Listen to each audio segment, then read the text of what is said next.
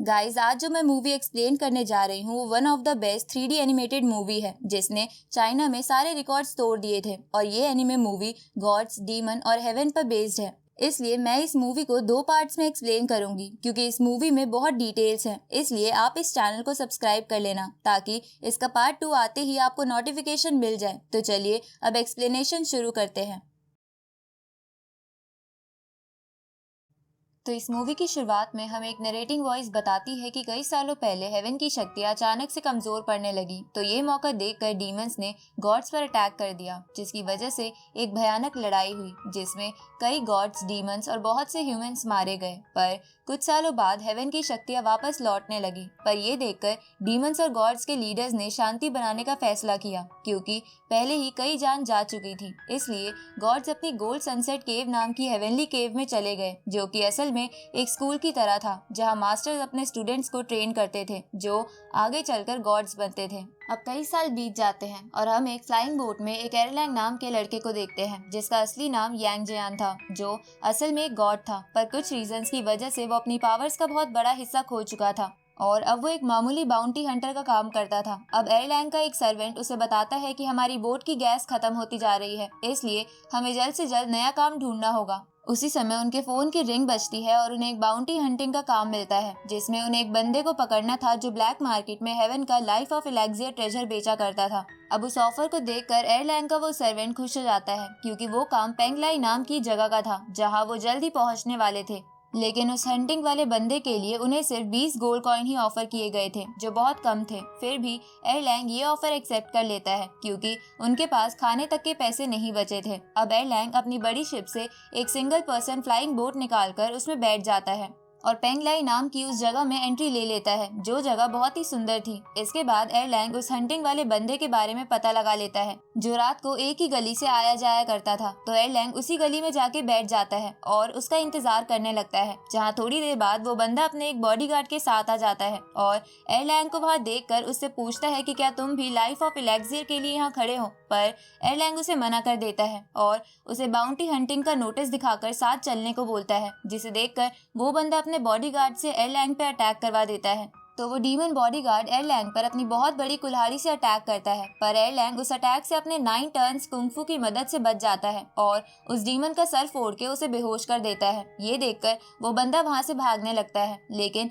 एयरलैंग उसका पीछा करता है। पर वो बंदा अपनी फ्लाइंग बोट लेकर वहां से भागने लगता है, तो एयरलैंग भी अपनी फ्लाइंग बोट से उसका पीछा करता है, लेकिन रास्ते में उसका फ्यूल खत्म हो जाता है, जिसकी वजह से उसे लगने लगता है कि वो उस बंदे को नहीं पकड़ पाएगा। पर तभी वहाँ एयरलैंग के सर्वेंट आके उस बंदे को पकड़ लेते हैं। आगे अपने शिप में वापस पहुंचने के बाद एयरलैंग अपने सर्वेंट से पूछता है कि तुम मुझ तक कैसे पहुंच गए। तो वो सर्वेंट बताता है कि आपके डॉग ने आपकी खुशबू से आपकी लोकेशन पता लगा ली थी। तभी वहाँ एयरलैंग की डॉग आ जाती है जो ह्यूमन फॉर्म भी ले सकती थी और वो एयरलैंग को बहुत पसंद करती थी। अब तभी वो बंदा एयरलैंग से कहता है कि मैं तुम्हें मुझे छोड़ने के 100 गोल्ड कॉइन दूंगा। पर एयरलैंग उस बंदे की नहीं सुनता और उसे हेवन की जेल में डलवा कर 20 गोल्ड कॉइन ले लेता है, क्योंकि एयरलैंग अपने काम में बेईमानी नहीं करता था। आगे एयरलैंग जब वापस अपनी बोट में जाता है तो उसके सर्वेंट उसे बताते हैं कि कोई आपसे मिलने आया है। तो एयरलैंग उसके पास जाता है, जो असल में एक लड़की थी जिसका नाम वैन लुओ था और वो चाहती थी कि एयरलैंग किसी को पकड़े क्योंकि वो बंदा वैन लुओ की बहन का एक ट्रेजर लेकर भाग गया था। तो एयरलैंग उस ट्रेजर का नाम पूछता है, पर वैन लुओ उस ट्रेजर के बारे में नहीं बताना चाहती थी। साथ ही वो एयरलैंग को इस काम के बदले बहुत सारे कीमती पत्थर भी ऑफर करती है, लेकिन एयरलैंग उसे इग्नोर करने लगता है। तो वैन लुओ से बताती है कि 12 साल पहले मेरी बहन अचानक से गायब हो गई थी और उसने अपने रूम में बस लैंप ऑफ यूनिवर्सल कॉन्टेंटमेंट नाम का ट्रेजर ही छोड़ा था, जो हमारी फैमिली का ट्रेजर है। लेकिन कुछ दिनों पहले वो किसी ने चुरा लिया और वो बंदा उस ट्रेजर को चुराकर स्क्वायर पोर्ट नाम की जगह पर भाग गया। ये सुन के एयरलैंग उस बंदे का नाम पूछता है, जिसपे वैन लुओ बताती है कि वो एक छोटा लड़का है और उसका नाम चेन जियांग है। ये सुन के एयरलैंग को कुछ अजीब लगता है क्योंकि उसे लग रहा था कि शायद उसने ये नाम पहले भी कहीं सुन रखा था। अब वैन लुओ ये कहकर अपनी रॉयल शिप की मदद से वहां से चली जाती है कि अगर तुम्हें चेन जियांग के बारे में कोई न्यूज मिले तो मुझे यिंगजू नाम की जगह पर आके बता देना। इधर उस लड़की को जाता देख एयरलैंग का सर्वेंट बोलता है कि ये लड़की तो बहुत ही खूबसूरत और अमीर लग रही है, तो ये हम जैसे बाउंटी हंटर से मदद मांगने क्यों आई थी, जबकि हमने तो इतने बड़े बड़े काम भी नहीं करे। ये सुन के एयरलैंग भी सोच में पड़ जाता है। दूसरी तरफ हम एक गैस स्टेशन को देखते हैं जहाँ पर बोट्स में फ्यूल भरा जाता था तभी वहाँ पर हम उसी चेन जियांग नाम के लड़के को देखते हैं जो अपनी गैंग को यहाँ ये कहकर लाया था कि हम इस गैस स्टेशन को लूट लेंगे। तो अब चेन जियांग के गैंग मेंबर्स प्लान के अकॉर्डिंग गैस स्टेशन के गार्ड्स का ध्यान भटकाकर उन्हें एक एक करके मारने लगते हैं और उनकी गैंग का लीडर कैशियर से सारे पैसे लूट लेता है। पर तभी चेन जियांग अपनी गैंग से छुपकर उस गैस स्टेशन के अंडरग्राउंड चैम्बर में जाता है जहां एक बहुत बड़ा डीमन एक खास लिक्विड की मदद से गैस बना रहा था। तो चेन जियांग अपने डैगर की मदद से उस मॉन्स्टर को मार देता है और वो खास लिक्विड एक ट्रेजर में भर लेता है। पर तभी वहाँ पर हेवन की आर्मी आ जाती है और चेन जियांग के गैंग मेंबर्स को एक एक करके मारने लगती है। तो ये जानकर चेन वहाँ कैद हो रखे कुछ छोटे छोटे डीमंस को आजाद कर देता है और सबका ध्यान भटकाकर अकेले ही एक फ्लाइंग बोट लेकर वहाँ से भाग जाता है। इस तरफ हम एरलैंग और उसके सर्वेंट्स को पेंगलाई टेलीपोर्टेशन पोर्ट पे देखते हैं क्योंकि यहाँ सभी एक जगह से दूसरी जगह इन टेलीपोर्टेशन पोर्ट की मदद से ही जाया करते थे। अब एरलैंग अपने सर्वेंट्स के साथ उस पोर्टल के थ्रू एक स्क्वायर पोर्ट नाम की जगह पर आ जाता है और अकेले ही उस जगह के कैसीनो में चला जाता है क्योंकि वहाँ पर एरलैंग का एक खबरी काम करता था। तो एरलैंग वहाँ जाके उस खबरी से चेन जियांग के बारे में पूछता है पर वो खबरी डर जाता है क्योंकि चेन जियांग को कई और लोग भी वहाँ ढूंढने आए थे जो बहुत ही खतरनाक थे। इसलिए वो खबरी उन लोगों की तरफ इशारा करके वहाँ से भाग जाता है। तभी एक मंकी अपने बॉडीगार्ड्स के साथ एरलैंग के पास आ जाता है क्योंकि वो मंकी असल में एक क्रिमिनल था और जब एरलैंग एक गॉड था तब उसने उस मंकी को जेल में बंद करवा दिया था। इसलिए वो मंकी एरलैंग का मजाक उड़ाने लगता है कि वो पहले कितना महान गॉड था जो अपनी थर्ड आई की मदद से एक पहाड़ को भी काट देता था, पर अब वो बस एक बाउंटी हंटर बनकर रह गया है। लेकिन एरलैंग उस मंकी को इग्नोर करने लगता है। ये देखकर वो मंकी वहाँ बैठे सभी लोगों को बताता है कि ये बंदा महान गॉड यांग जियान था, पर अब ये बस एक बाउंटी हंटर है। तो ये सुनकर वो लोग मंकी से पूछते हैं कि एरलैंग की गॉड पावर्स कहाँ चली गई। तो वो मंकी सबको बताता है कि 12 साल पहले एरलैंग की बहन यांग चैन ने गॉड होने के बावजूद एक ह्यूमन से शादी कर ली थी जो हेवेंस के रूल्स के खिलाफ था। इसलिए एरलैंग ने अपनी सगी बहन को एक लोटस पीक नाम के माउंटेन में कैद कर दिया था, पर कैद होने से पहले इसकी बहन ने इस पे एक बहुत ही खास ट्रेजर लोटस लैम्प का इस्तेमाल किया जिसकी वजह से एरलैंग की थर्ड आई बंद हो गई जिससे इसे ज्यादातर पावर्स मिलती थी। अब वो मंकी एरलैंग पर अपने बॉडीगार्ड से अटैक करवाने लगता है क्योंकि जब एरलैंग गॉड था तब उसने मंकी को बहुत टॉर्चर किया था। पर तभी वहाँ मो ब्रदर्स नाम के दो भाई आ जाते हैं जो पैसों के बदले लोगों का काम करते थे। साथ ही वो वही लोग थे जो चेन जियांग को ढूंढ रहे थे क्योंकि ऐसा करने के लिए उन्हें किसी ने पैसे दिए थे। अब वो ब्रदर्स उस मंकी और उसके बॉडीगार्ड्स को डराकर वहाँ से भगा देते हैं जिसके बाद वो एरलैंग के पास आते हैं क्योंकि वो उसे जानते थे और उसे कहते हैं कि हमने अभी थोड़ी देर पहले सुना कि तुम किसी चेन जियांग नाम के लड़के को ढूंढ रहे हो, जिस पर एरलैंग हाँ करता है। तो वो दोनों एरलैंग से कहते हैं कि इस लड़के को हम भी ढूंढ रहे हैं, इसलिए तुम इस लफड़े में मत पड़ो नहीं तो तुम मुसीबत में पड़ जाओगे। लेकिन एरलैंग उन्हें इग्नोर करके वहाँ से चला जाता है जहाँ बाहर वो चेन जियांग को देखता है जिसके पीछे उसके गैंग मेंबर्स पड़े थे। लेकिन एरलैंग को ये देखकर कुछ भी समझ नहीं आता। इधर वो गैंग मेंबर्स चेन को घेर लेते हैं जिसके बाद गैंग का लीडर उससे कहता है कि तुम्हारी वजह से गैस स्टेशन पर हमारे कई सारे लोग मारे गए, पर मुझे पता चला है कि तुमने वहाँ से कोई खास लिक्विड चुराया है, इसलिए वो लिक्विड मुझे दे दो वरना हम तुम्हें मार देंगे। ये सुनकर चेन लीडर से पूछता है कि आपको ये सब किसने बताया। तभी वहाँ वही मंकी आ जाता है जिसने चेन के बॉस को सब कुछ बता दिया था क्योंकि वो मंकी उस दिन गैस स्टेशन पर ही था और उसने चेन को वो लिक्विड चुराते हुए देख लिया था। अब ये सब देखकर चेन सबको मारने के लिए अपना डैगर निकालने लगता है, पर तभी वो वहाँ एरलैंग को देखता है, इसलिए चेन उसे अपना वो लिक्विड पकड़ा देता है और अपनी गैंग से लड़ने लगता है। तो वो गैंग मेंबर्स उस लिक्विड के लिए एरलैंग पर भी हमला करते हैं। तो एरलैंग उन्हें कहता है कि मैं तो इस लड़के को जानता भी नहीं हूँ, पर वो लोग नहीं रुकते। तो एरलैंग भी उनसे लड़ने लगता है जिसे देखकर वो मंकी वहाँ से डर के मारे भाग जाता है और इधर चेन अपने बाकी सभी मेंबर्स को पीट कर अपने लीडर को जान से मार देता है। ये देखकर एरलैंग चेन से कहता है कि तुम्हें उसे जान से मारने की जरूरत नहीं थी, जिस पर चेन एरलैंग से बोलता है कि अगर मैं उन्हें नहीं मारता तो वो आगे चलकर मेरा हाल इससे भी बुरा करते। अब चेन एरलैंग से अपना ट्रेजर वापस मांगने लगता है तो एरलैंग उसे अपना असली नाम बताते हुए वो लिक्विड वाला ट्रेजर दे देता है। साथ ही एरलैंग ये भी समझ गया था कि वो लड़का ही चेन जियांग है, इसलिए एरलैंग उसे बता देता है कि तुम्हें पकड़ने के लिए मुझे किसी ने कॉन्ट्रैक्ट दिया है। लेकिन उसी वक्त एरलैंग का ध्यान भटक जाता है और चेन मौका पाकर वहाँ से भाग जाता है। तभी वहाँ पर मो ब्रदर्स आ जाते हैं और उन गैंग मेंबर्स को देखकर समझ जाते हैं कि इन्हें चेन ने मारा है क्योंकि उनकी बॉडी पर चेन के डैगर के निशान थे। इसलिए वो लोग एरलैंग से चेन के बारे में पूछते हैं। तो एरलैंग उन्हें कहता है कि वो तो यहाँ से भाग गया है, पर तुम लोग उसके पीछे क्यों पड़े हो, जिस पर वो लोग एरलैंग से बोलते हैं कि तुम ये बात अपने मास्टर से ही जाकर पूछ लो।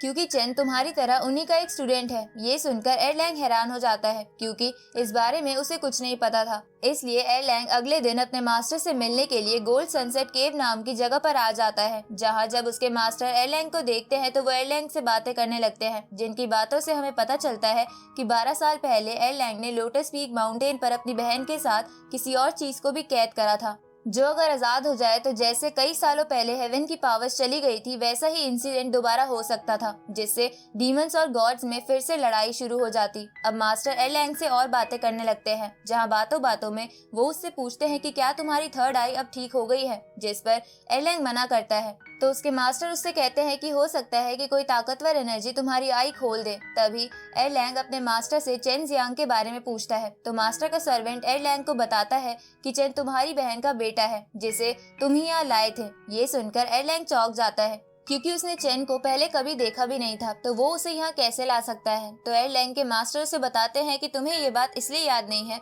क्योंकि ये बात उसी 12 साल पहले वाले इंसिडेंट के टाइम की है, और जब तुम चेन को यहाँ लाए थे तब वो बस कुछ ही महीनों का था, इसलिए मैंने भी उसे अपनी गोल्ड सनसेट केव में रख लिया था।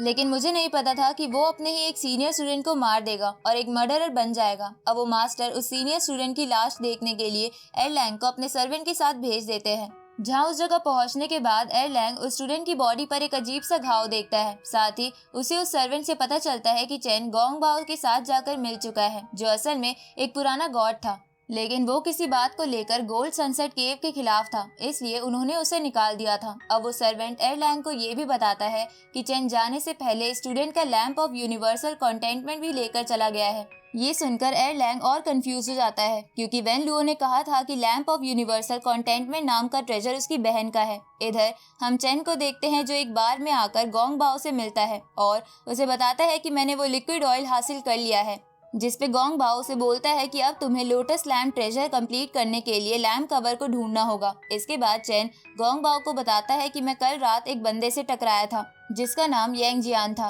तो ये सुन के गोंग बाओ उसे उस बार की छत पर ले जाता है जहां गोंग बाओ का व्हाइट टाइगर बैठा हुआ था। अब गोंग बाओ चेन को बताता है कि यांग जियान तुम्हारा मामा है और वही है जिसने तुम्हारी मॉम को लोटस पीक में कैद करा था। ये सुन के चेन हैरान हो जाता है। अब गोंग बाओ चेन को बताता है कि यांग जियान ने तुम्हारी मॉम के लोटस ट्रेजर को तोड़कर अलग अलग जगह फेंक दिया था, और अगर तुम उस ट्रेजर के हिस्सों को फिर से इकट्ठा करके जोड़ दोगे तो तुम लोटस लैम्प की मदद से उस माउंटेन को ओपन करके अपनी मॉम को आजाद कर पाओगे। ये सुन के चेन डिसाइड करता है कि वो ऐसा ही करेगा। अब गोंग बाओ बोलता है कि गोल्ड सनसेट केव का मास्टर बहुत ही कमीना है क्योंकि वो खुद तो अच्छाई और ह्यूमैनिटी की बात करता है, लेकिन वो असलियत में खुद ही इस रास्ते पर नहीं चलता। इसलिए मैं उसे बदला लेकर रहूंगा क्योंकि उसने मुझे गोल्ड सनसेट केव से निकाल दिया था। तभी चेन उससे पूछता है कि यांग जियान मेरे पीछे क्यों पड़ा है, जिसपे गोंग बाओ उसे बताता है कि उस लोटस लैम्प ट्रेजर को तुम्हारी मॉम का खून या उनकी बॉडी का कोई पार्ट ही चालू कर सकता है, और तुम्हारे अंदर तुम्हारी मॉम का ही खून है, इसलिए वो तुम्हें ढूंढ रहा है। दूसरी तरफ हम यांग जियान को देखते हैं जो वेन लुओ से मिलने यिंगजू नाम की जगह पर आ जाता है, जिसके बारे में वेन लुओ ने ही उसे बताया था। अब एरलैंग उस जगह के अंदर आ जाता है जहां वो वेन लुओ को सबके सामने एक ब्यूटीफुल डांस करता देखता है क्योंकि वो एक डांसर थी। तो एरलैंग वेन लुओ की परफॉर्मेंस के बाद उससे मिलता है और उससे पूछता है कि तुमने तो कहा था कि लैम्प ऑफ यूनिवर्सल कंटेंटमेंट तुम्हारी बहन का है, पर वो तो मेरे एक स्कूल के एक स्टूडेंट का है। ये सुन के वेन लुओ एरलैंग से कहती है कि तुम्हें कुछ चीजें पता ना चले वही अच्छा है, और ये कहकर वेन लुओ एरलैंग को एक मैजिकल मिरर की मदद से इल्यूजन में फंसा देती है, जिस इल्यूजन में एरलैंग को उसकी मॉम दिखती है जो उसे उस माउंटेन को फिर से ओपन करने को कहती है, जिसे सुनकर हमें पता चलता है कि एरलैंग पहले भी वो माउंटेन ओपन कर चुका है। अब थोड़ी देर बाद एरलैंग उस इल्यूजन से बाहर आ जाता है और देखता है कि वेन लुओ वहां से चली गई है, पर वो एरलैंग के लिए एक चिट्ठी छोड़ गई थी जिसमें चेन जियांग की लोकेशन के बारे में लिखा था। तो ये जानकर एरलैंग टेलीपोर्टेशन की मदद से उसी जगह जाने लगता है। इस तरफ हम उस जगह पर एक छोटी सी टूटी हुई बोट में चेन को देखते हैं जो उस लैम्प कवर को ढूंढने की प्लानिंग कर रहा था, जो लैम्प कवर एक लाइट हाउस में था।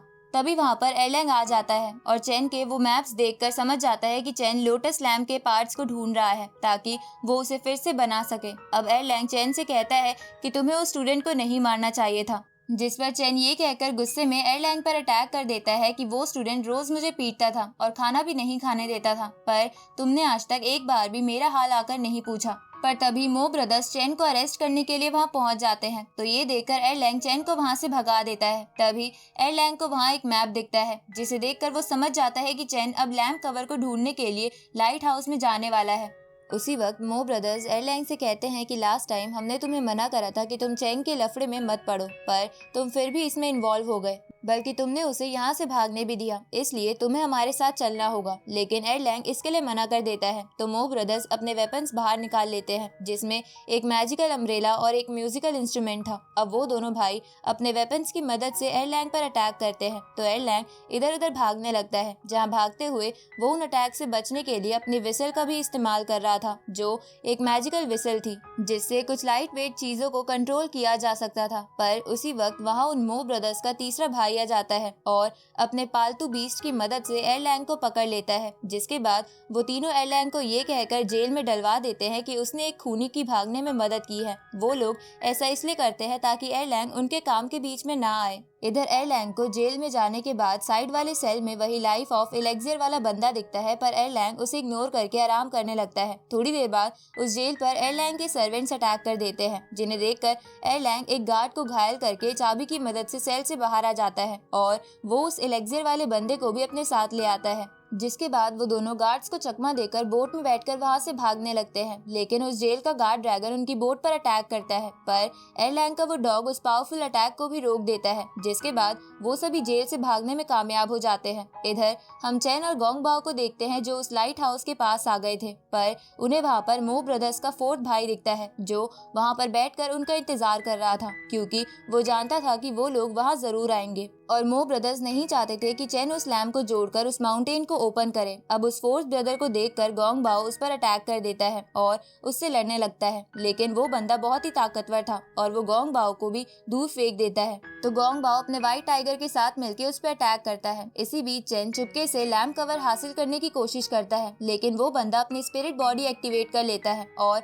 चैन को वहां नहीं पहुंचने देता। तो ये देखकर गोंग बाओ भी अपनी डार्क स्पिरिट बॉडी बाहर निकाल लेता है और उसे अपनी स्पिरिट बॉडी से डिस्ट्रैक्ट करके उस पर लगातार अलग अलग डायरेक्शन से स्वॉर्ड अटैक करने लगता है, जिसकी वजह से उस बंदे को लड़ने में प्रॉब्लम हो रही थी। पर तभी वो बंदा फोकस करके गोंग बाओ और उसके व्हाइट टाइगर को घायल कर देता है। उसी वक्त चैन अपनी स्पिरिट बॉडी एक्टिवेट करके उस बंदे में अपना डैगर घुसा देता है। तो ये देखकर वो बंदा हैरान हो जाता है, क्योंकि चैन इतनी सी उम्र में स्पिरिट बॉडी बना सकता था। तभी गोंग बाओ पीछे से उस बंदे में अपनी तलवार घुसा के उसे जान से मार देता है। जिसके बाद चैन वो लैम्प कवर ले लेता है, लेकिन उसी वक्त गोंग बाओ वहाँ बहुत सारी स्पिरिट स्वॉर्ड आते हुए देखता है। तो ये देखकर चैन और गोंग बाओ इधर उधर भागने लगते हैं, जहाँ इसी बीच चैन के हाथ में बंधे एक धागे से वो लैम्प कवर एक्टिवेट हो जाता है और वो लैम्प कवर उनमें से कुछ स्वॉर्ड्स को चैन से दूर फेंक देता है। लेकिन वो स्वॉर्ड्स फिर से इकट्ठा होकर चैन की तरफ बढ़ने लगती है। तो गोंग बाओ अपनी पूरी ताकत लगाकर उन स्वॉर्ड्स को रोकने की कोशिश करता है और चैन को वहां से भगा देता है, लेकिन वो इसमें खुद बहुत घायल हो जाता है। तभी वहाँ वो तीनों मो ब्रदर्स आ जाते हैं, जिनके साथ एक बंदा और था, जो